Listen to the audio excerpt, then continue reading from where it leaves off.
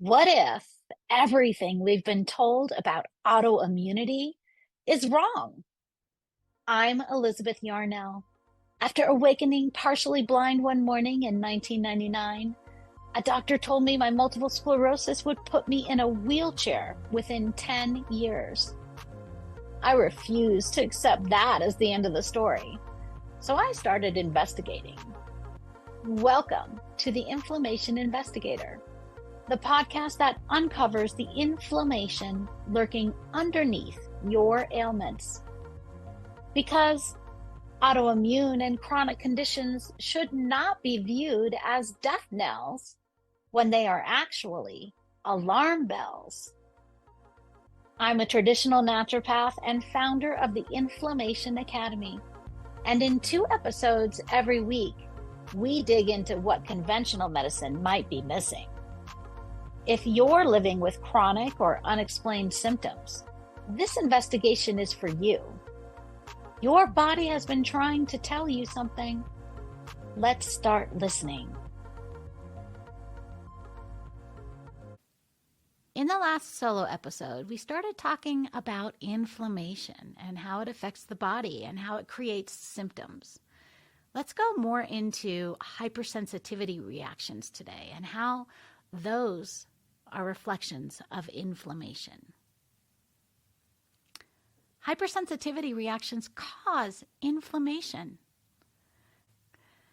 As recently as the 20th century, foods and chemicals that didn't trigger huge and obvious responses like anaphylaxis or hives were rarely suspected as being associated with seemingly less debilitating symptoms such as headaches, gas, diarrhea, or stuffy noses. As an example, celiac disease symptoms may include diarrhea, bloating, fatigue, weight loss, or nausea, discomforts that were not historically viewed as hypersensitivity reactions until Dr. Alessio Fasano, an expert in mucosal biology, recognized that the symptoms plaguing people with celiac disease occurred only when those people ate foods made from wheat. He further narrowed the culprit down to the gluten protein found in wheat, rye, barley, spelt, kamut, and triticale, noting that when people with celiac disease stayed gluten-free, they lived mostly symptom-free. Similarly, I believe that hypersensitive people who have tipped into autoimmunity also suffer from food, chemical, and environmental sensitivities that trigger inflammation.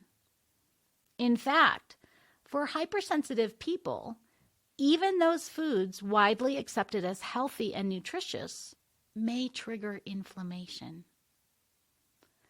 Dr. Fasano recognized celiac disease as an autoimmune condition with chronic inflammation and had factors in common with other autoimmune conditions. He and his team identified a set of 3 characteristics that they believe apply to most, if not all, autoimmune conditions. The first characteristic, common to most, if not all, autoimmune sufferers, is a genetic predisposition toward being hypersensitive. This may manifest as any type of chronic inflammatory condition in the family tree. When I learned of this, I thought about my mother with irritable bowel syndrome and chronic migraines, and my aunt with fibromyalgia, and my uncle with Crohn's disease, and another uncle with scleroderma, and so on. There's a lot of history of hypersensitivity in my own family tree. The second factor is exposure to an environmental trigger, like that of gluten for celiac patients. In other words, the trigger is something that is introduced into the body from outside the body. The third characteristic Dr. Fasano believes is common to most, if not all, autoimmune conditions is a leaky gut.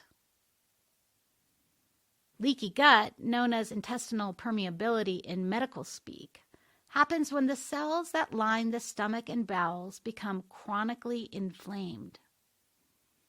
Normally, these cells are joined tightly together like the tiles on a bathroom floor because their job is to contain liquefied foods and enzymes during digestion.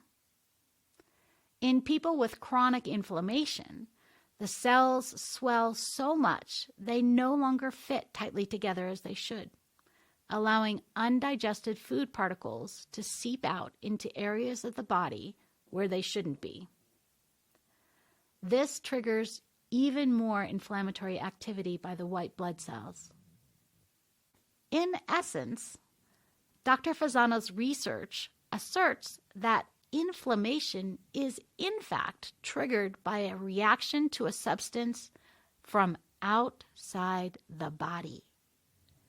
Moreover, encounters with identifiable external triggers cause the inflammation found in autoimmunity rather than the T cells going randomly rogue inside the body itself, as assumed by the mainstream medical community. His research, therefore, directly contradicts the conventional idea that autoimmune people are allergic to themselves. In the next solo episode, we'll talk more about how this knowledge and understanding of autoimmunity actually can lead to a viable life solution for those of us suffering from chronic inflammation. Until then.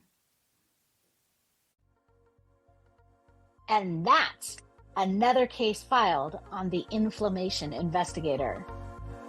Remember, every symptom is your body's way of communicating. We just need to learn the language. If today's episode sparked something for you, I want to hear about it. Share your own investigation discoveries with me on social media at Elizabeth Yarnell, or find me at elizabethyarnell.com.